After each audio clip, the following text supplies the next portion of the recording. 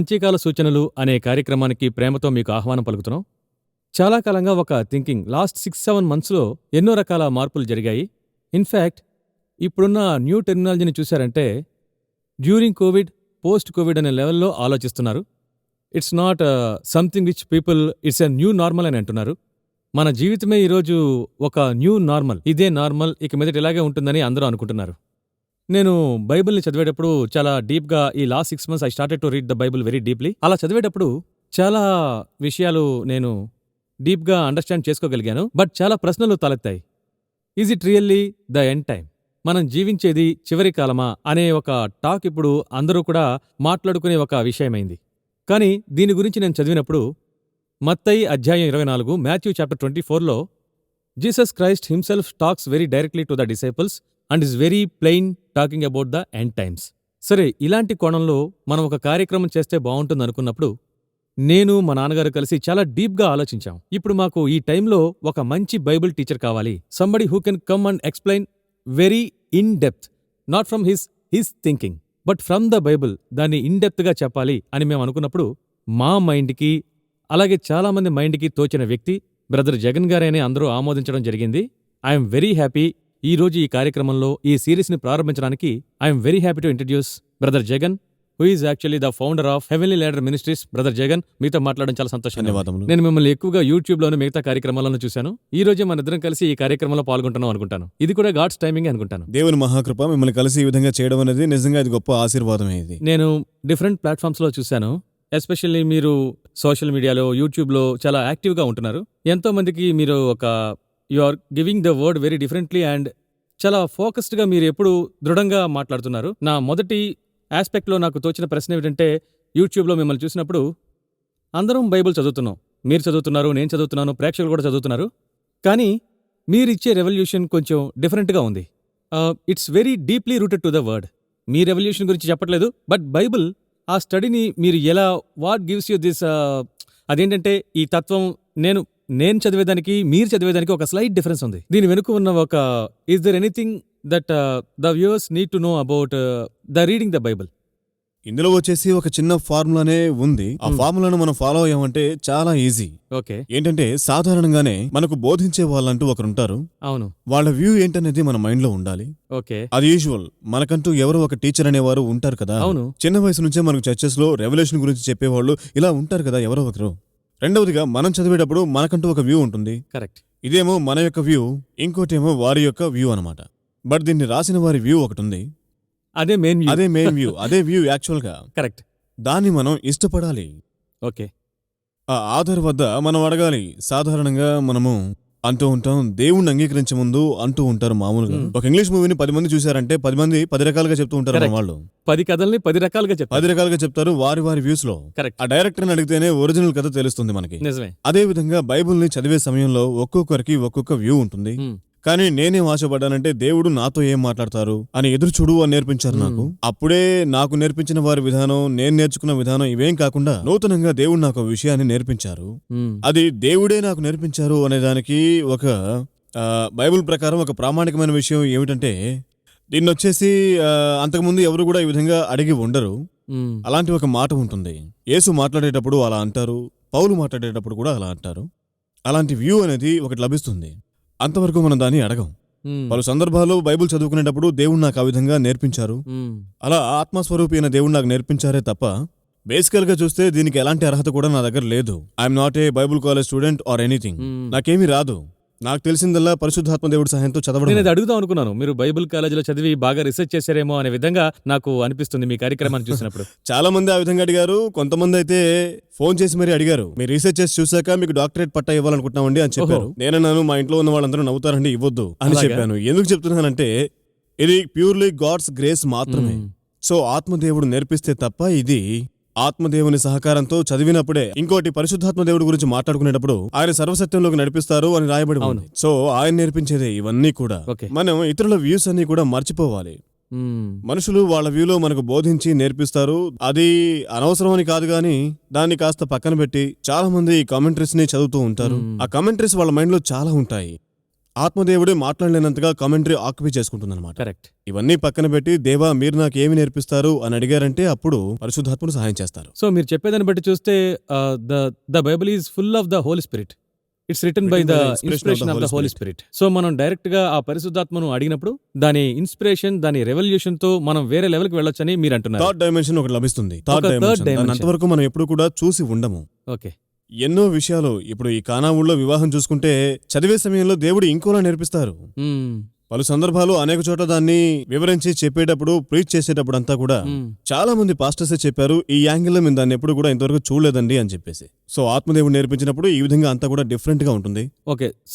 So depend on the Holy Spirit. Even ఒక చిన్న reading అయినా ఆయన దగ్గర మనం ఒక్క నిమిషం ఆగి ఆయన్ని అలౌ చేసి చదివినప్పుడు ఒక డిఫరెంట్ యాంగిల్ అవును, వస్తుంది అని నిజం. అంటున్నారు. సో దీన్నే యూఎస్పీ అంటున్నారా? అంతే, అంతకు మించి ఏమీ లేదు. మీరు ఇంత డీప్ అయిన యూఎస్పీని చాలా షార్ట్ గా చెప్పేశారు. బట్ నేను ఇప్పుడు డీటెయిల్డ్ గా ఆ యూఎస్పీ వెనక వెళ్ళబోతున్నాను. Let's go and talk about some very important aspect of నేను చెప్పిన విషయం నుంచి మొదలు పెడతాను. బ్రదర్ జగన్, ఈ రోజున్న పరిస్థితుల్ని బట్టి చూస్తే మన చుట్టూ ఒక ఫియర్ క్రియేట్ అయింది. సాధారణంగా ఉన్న ఫియర్ ఏంటంటే, ఎస్పెషల్లీ ఈ కరోనాను వదిలేయండి, జనరల్గానే ఒక ఎండ్ టైం అనే విషయానికి వస్తే ఒక సీరియస్ సబ్జెక్ట్ అది. అలాగే ఇక్కడ మీరు చూసారంటే మత్తయి 24లో ఏంటంటే దాదాపు క్రీస్తే వచ్చి ఆయనే చెప్తున్నారు కొన్ని విషయాల్ని. సో నాకు ఏంటంటే ఈ భాగానికి మనం వెళ్లే ముందు ఒక చిన్న థాట్ వచ్చింది. అదేంటంటే ద ఫోకస్ ఆఫ్ ఈ ఆస్పెక్ట్లో ముందుగా ఆ టెంపుల్ గురించి నాకు ఫోకస్ వస్తుంది. God is talking about the temple and ఈ టెంపుల్ బ్యాక్గ్రౌండ్లో there is a part 1, part 2 and there is something call the part 3. మనం ఈ విధంగా అనుకుందాం, ప్రేక్షకులకి అర్థమయ్యేలాగనమాట. ఇప్పుడు నా ప్రశ్న ఏమిటంటే, బిగినింగ్ లో చూసారంటే ఆ టెంపుల్ విషయానికి వస్తే మోసెస్ కి దేవుడు రెవల్యూషన్ ఇచ్చి ఇలాగే చేయాలని చెప్పి అతనికి గాడ్ హిమ్సెల్ఫ్ కొన్ని డీటెయిల్స్ ఇస్తున్నారు. ఇలాగే ఉండాలి, నా శాంక్చురీ ఇలాగే ఉండాలని చెప్తున్నారు. అది ఒక ఫేస్. తర్వాత ఏంటంటే David is coming after different scenario old టెస్టిమెంట్లో. But David is not given the privilege to build the temple. Christ దేవుడు ఏం చెప్తున్నాడంటే, ఇప్పుడు నువ్వు కట్టలేవు ఈ దేవాలయాన్ని, నా దేవాలయం నీ కొడుకు కడతాడని చెప్పడం జరిగింది. తర్వాత వరుసగా చాలా ప్రాఫిటికల్ థింగ్స్ జరుగుతాయి, అవి డీటెయిల్డ్గా ఉన్నాయి.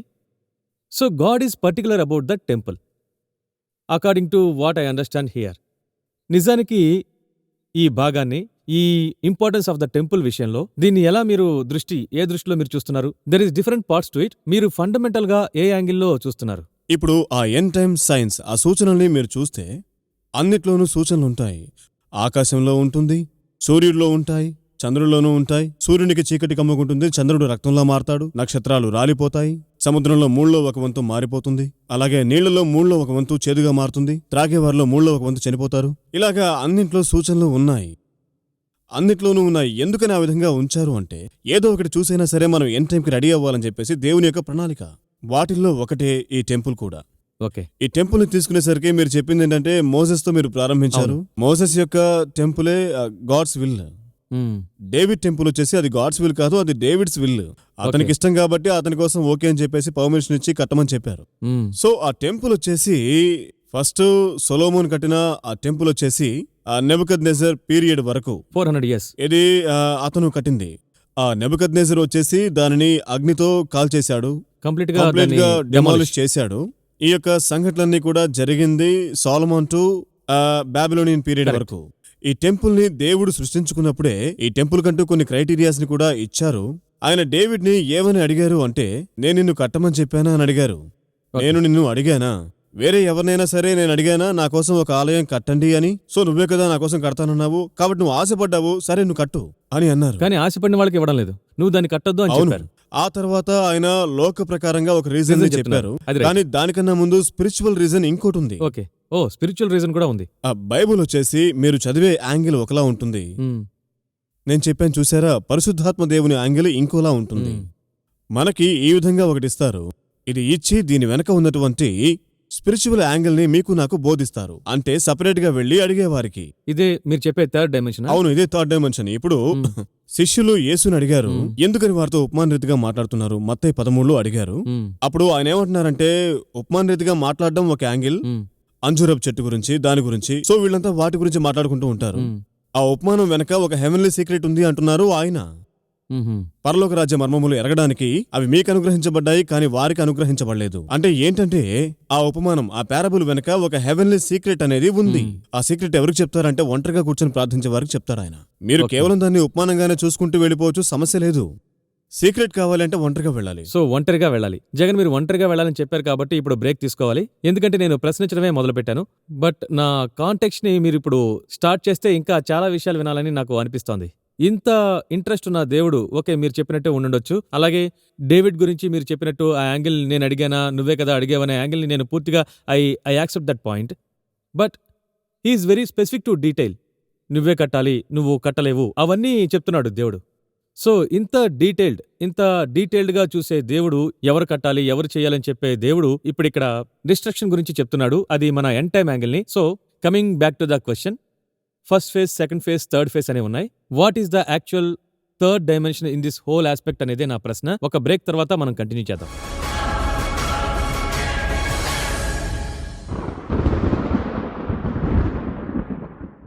B12 ఏంటి? పేరు వ్యత్యాసంగా ఉందనుకుంటున్నారా? అవునండి, పేరు వ్యత్యాసంగా ఉంది. అయితే అందరికీ తెలిసినటువంటి సత్యమే. 12 బాస్కెట్స్, B12. ఈ సన్నివేశం ద్వారానే ఈ పేరు దీనికి వచ్చిందండి. ఈ B12లో 12 నవీన ఆలోచనలు మీ కొరకని మేము మొత్తంగా మీకు ఇస్తున్నాం. యాప్ అంటేనే ఒక సందేహం. దీన్ని చర్చిలో ఉపయోగించవచ్చునా? నేను ఇప్పుడు ఒక ప్రశ్న అడుగుతాను. మీ యొక్క మెసేజెస్ అయినా సరే, ఉదయాన్నే ప్రామిస్ వర్స్ అయినా ఉండొచ్చు, లేదా చర్చ్ టైమింగ్స్ అయి ఉండొచ్చు, న్యూస్ అయి ఉండొచ్చును. వాట్సాప్ ద్వారా మీరు పంపిస్తారు కదా, ఆ వాట్సాప్ అనేది ఒక యాప్. ఆ విధంగా ఎన్నో ఫీచర్స్ ఉన్నాయి, ఎన్నో యాప్స్ కూడా ఉన్నాయి. ఇవన్నీ చేరి ఒకే యాప్ గా చర్చిలో ఉంటే ఎలా ఉంటాయి ఆలోచించండి. అదేనండి B12. మంచిది. ఈ ప్రశ్న మీ మనసులో ఉంటుంది. ఒక యాప్ క్రియేట్ చేయాలంటే ఎన్నో లక్షలు ఖర్చు అవుతుంది. అయితే మీకొక ఇది సేవ కనుక చాలా సింపుల్ గా 3 ప్లాన్స్ తీసుకొస్తున్నాం. ఈ యాప్ ని గురించి మీరు ఇంకా తెలుసుకోవాలంటే మా వెబ్సైట్ ని మీరు సంప్రదించవచ్చును. www.b12.app. B12, your church connected.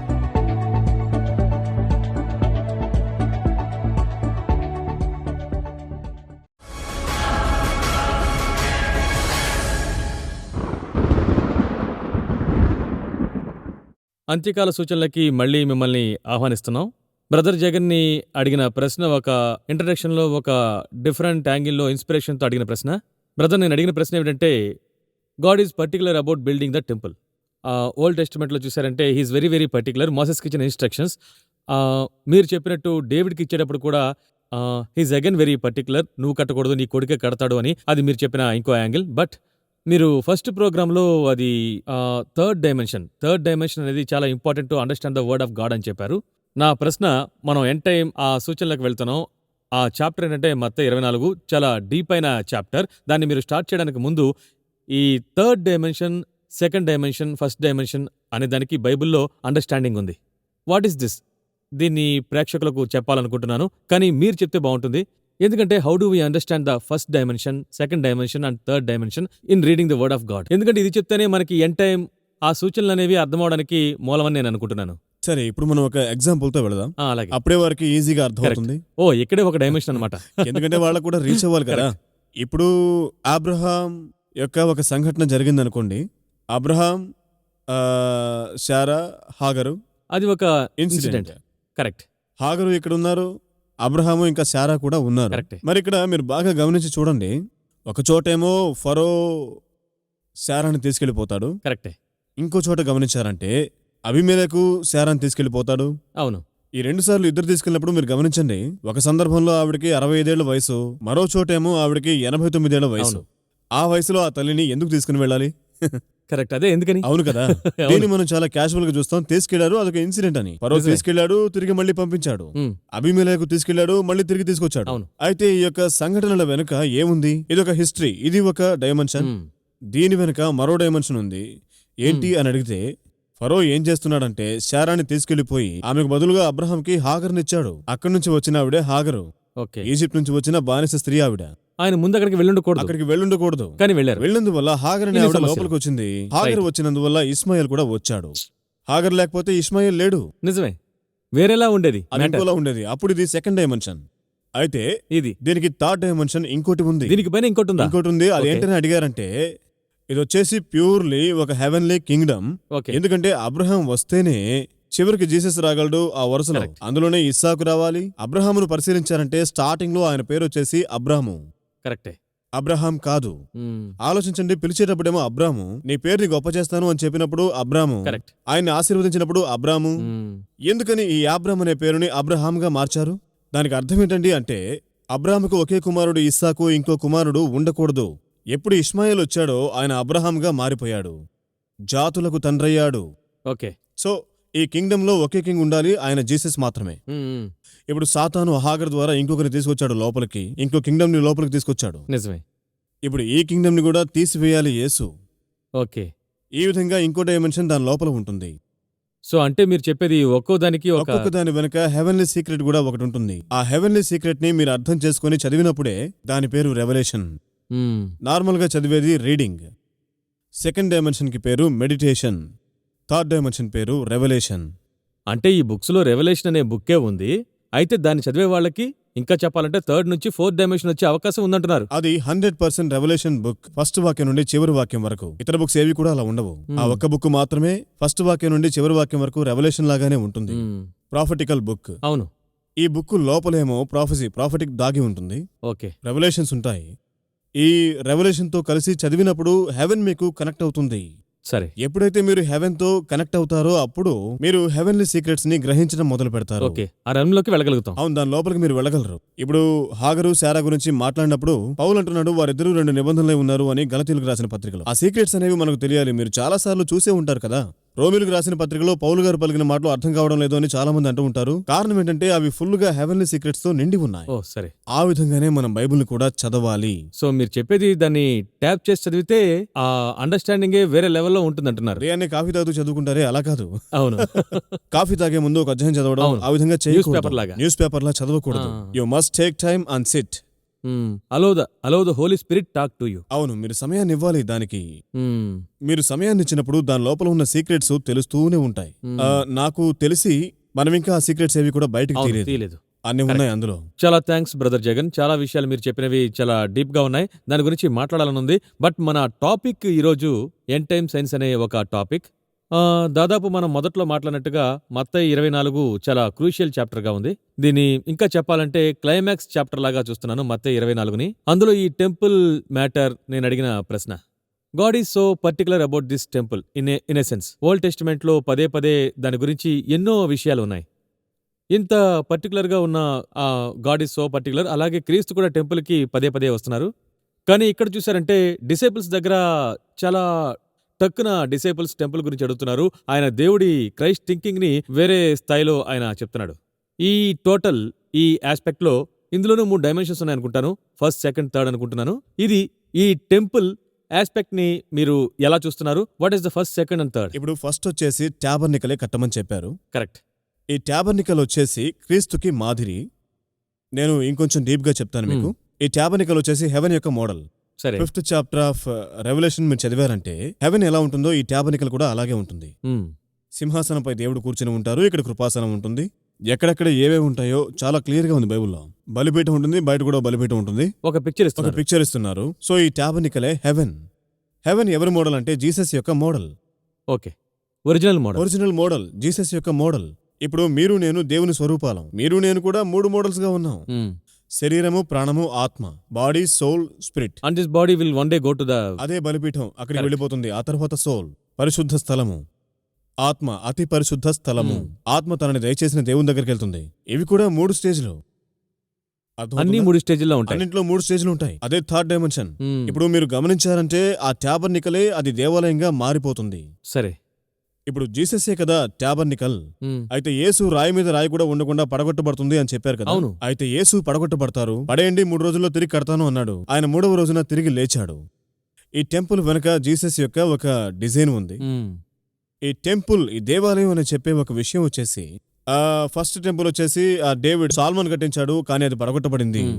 దీని లోపల వాళ్ళు ఏం చేశారు అనేది మీరు గమనిస్తే, ఎందుకంటే ఫస్ట్ టెంపుల్ లోపల దేవునికి ఇష్టం లేని కార్యాలు వాళ్ళు చేశారు. యెహెజ్కేలు 8వ అధ్యాయంలో దేవుడు దాని గురించి మాట్లాడారు. దేవునికి ఇష్టం లేని కార్యాలు చేసినందువల్ల ఆ దేవాలయాన్ని విడిచిపెట్టి దేవుడే బయటికి వెళ్లారు. బయటికి వెళ్లి ఆ ఆలయాన్ని పడగొట్టారు.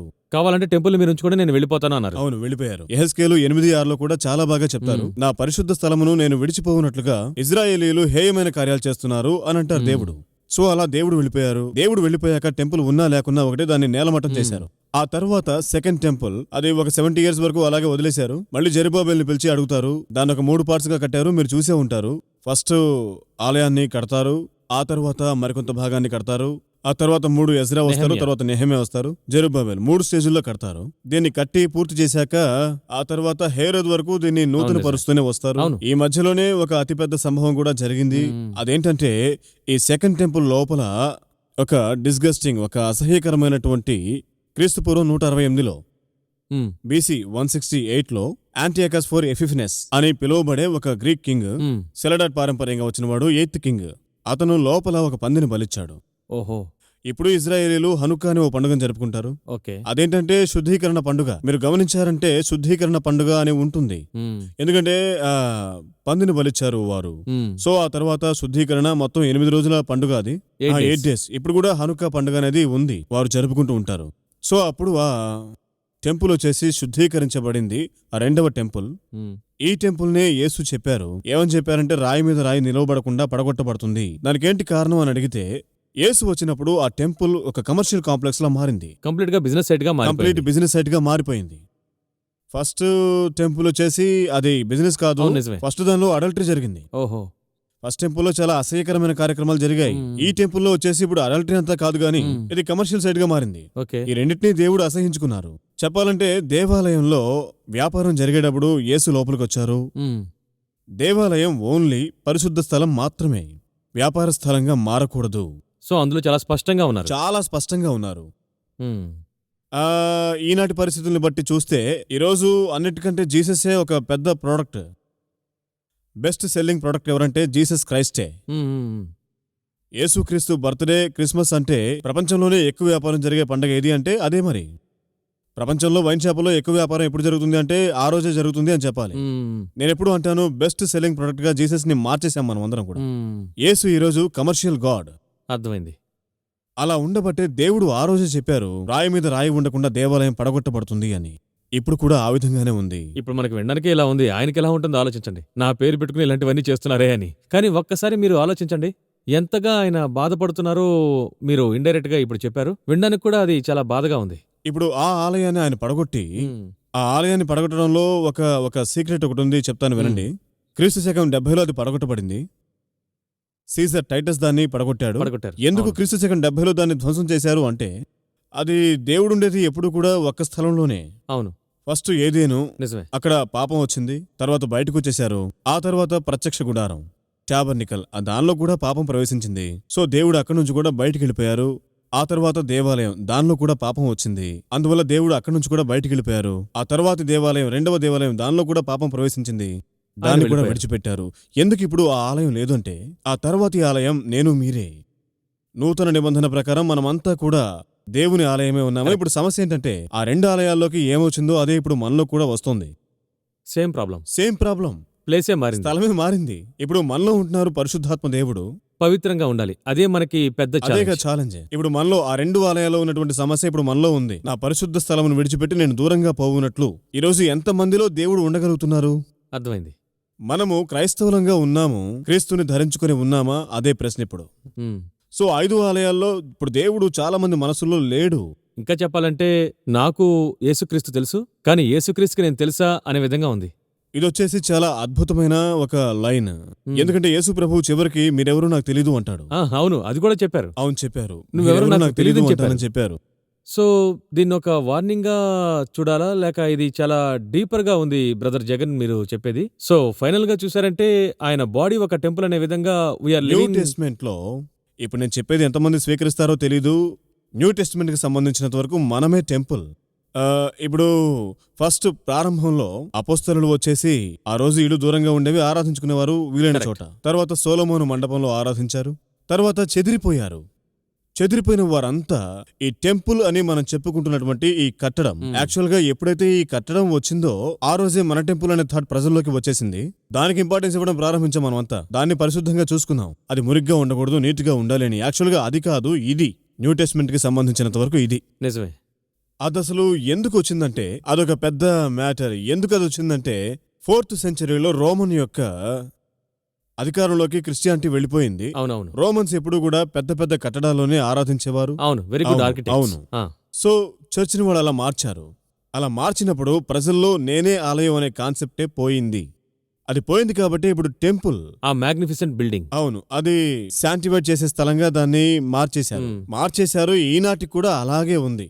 చాలా చోట్ల ఫుల్ ఫిట్ ఎలా ఉండాలి, ఇలా ఉండాలి అని చెప్పేసి నమూనాలు అవి చేసేసి ప్లేస్ను మాత్రం వాళ్ళు పరిశుద్ధంగా చూస్తున్నారు తప్ప శరీరాన్ని పరిశుద్ధంగా చూసుకోవడం వదిలిపెట్టారు. మనం ఎలాగైనా ఉండొచ్చు, మన చర్చ్ మాత్రం పక్కాగా ఉండాలి, శుభ్రంగా ఉండాలి, క్లీన్ గా ఉండాలి. ఇప్పుడు ఈ ఆలయంలో దేవుడు లేడు, చాలా మందిలో లేడు. ఎందుకు? ఈ రోజు ఇది కమర్షియల్ సైట్ గా మారింది. ఎందుకంటే ధనాశ, నేత్రాశ, లోకాశ అన్నీ ఉన్నాయి. శరీరాశలు, నేత్రాశ, జీవపు క్రియలు, డంబం అన్ని లోపలుంటే మరి దేవుడు ఎలా ఉంటాడు మనలో? ఆయనకి చోట్లేదే. సో ఈ ఆలయం ఇప్పుడు వెళ్ళిపోతుంది. అవును, ఈ ఆలయం, దాన్ని మనం రాకడా అంటున్నాం. ఈ ఆలయం యొక్క కాన్సెప్ట్ అనేది ముగిశాక తర్వాత థర్డ్ టెంపుల్ అనేది వస్తుంది. దానిని యూదులు కడతారు. అది మనకు సూచక క్రియ. ఎండ్ టైం కి అదొక సూచన. యేసు ఏమంటున్నారంటే 2 వచనాలు ఉన్నాయి మత్తయి 24లో. ఒకటి, అంజూరపు చెట్టుతో ఒక ఉపమానాన్ని నేర్చుకోండి, దాని కొమ్మ లేతదే చిగురించినప్పుడు ఆయన వాకిట్లో ఉన్నాడు అని అర్థం.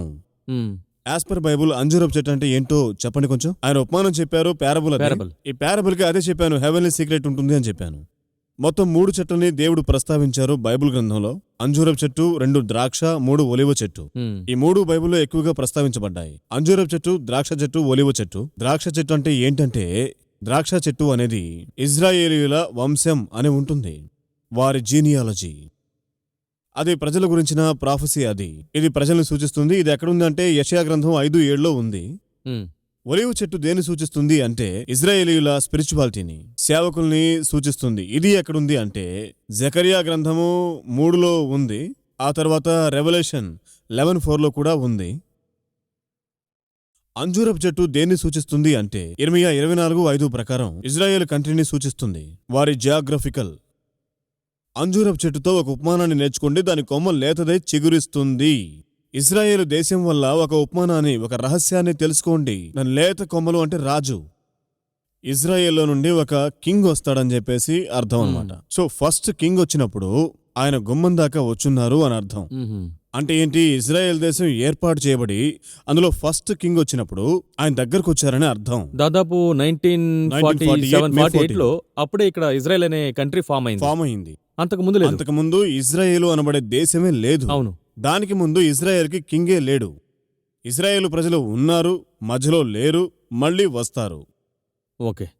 సో అందులో కూడా ఒక డైమెన్షన్ ని దేవుడు చక్కగా, అంతా ఒకదాని వెనక ఒక సీక్రెట్ ఉంది అంతే. చాలా మాట్లాడుకోవచ్చు అనిపిస్తోంది జగన్ బ్రదర్. నేను ఏమనుకుంటున్నానంటే టైం అయిపోతుంది. ఈ కార్యక్రమంలో మీరు ఫిగ్ ట్రీ గురించి మొదలు పెట్టారు. బట్ నా అభిప్రాయం ఫిగ్ ట్రీ ఒక డీప్ సబ్జెక్ట్. తర్వాత ఈ కార్యక్రమంలో మాట్లాడుకుందాం. ఈ రోజు మనం నేర్చుకున్న విషయం ఏంటంటే there is three dimensions and 3 dimensions are very powerful. ఈ రోజు నేను బైబిల్ని బాగా అండర్స్టాండ్ చేసుకోవాలంటే 3 డైమెన్షన్స్ నాకు అర్థమవ్వాలని మీరు మొదట్లో చెప్పారు. Am I right? అది ఒకటి. సెకండ్ ఏంటంటే for everything there is an another angle to it. అదే ఆ థర్డ్ డైమెన్షన్. పరిశుద్ధాత్మని అడిగి మనం దాన్ని పొందాలి. అప్పుడే మన అండర్స్టాండింగ్ ఆ Bible will be in to that level అని మీరు చెప్పారు. ఇంకో యాంగిల్ మీరు చెప్పింది ఏంటంటే న్యూ టెస్టిమెంట్ కి సంబంధించి టెంపుల్ అంటే మనమే. సో ఈ రోజు ప్రోగ్రాంలో ఇంత అండర్స్టాండింగ్, ఒక చిన్న టర్మ్ ఎండ్ టైమ్స్ అనే చిన్న థాట్లో మనం ఇంకా డీప్ గానే వెళ్ళలేదు. తర్వాతి ప్రోగ్రాంలో నేను అడగబోయే ప్రశ్న ఎలా ఉంటుందంటే, నెక్స్ట్ ప్రోగ్రాంలో ఈ ఎండ్ టైంలో మీరు ఫిగ్ ట్రీ గురించి చెప్పారు. 3 చెట్లు పదే వస్తాయి అంటున్నారు. బైబిలికల్ గా 3 అని చెప్పారు. బట్ ఇక్కడేంటంటే క్రీస్తే ఫిగ్ ట్రీ గురించి చెప్తున్నారు. అందులో ఏం మీన్ చేస్తున్నారు, ఎండ్ టైమ్ యాంగిల్ ఏంటి, ఇలాంటి ఎన్నో విషయాలు ఈ 24th చాప్టర్లోంచి ఏవేవి మిస్ అవుతున్నాయో చూసి ఆ లింక్ని తీద్దాం మనం. ఈ ప్రోగ్రామ్కి మీరు వచ్చి వివరించినందుకు కృతజ్ఞతలు బ్రదర్ జగన్. మళ్ళీ మనం నెక్స్ట్ ప్రోగ్రాంలో కలుసుకుందాం. కృతజ్ఞతలు, నమస్కారం. God bless you.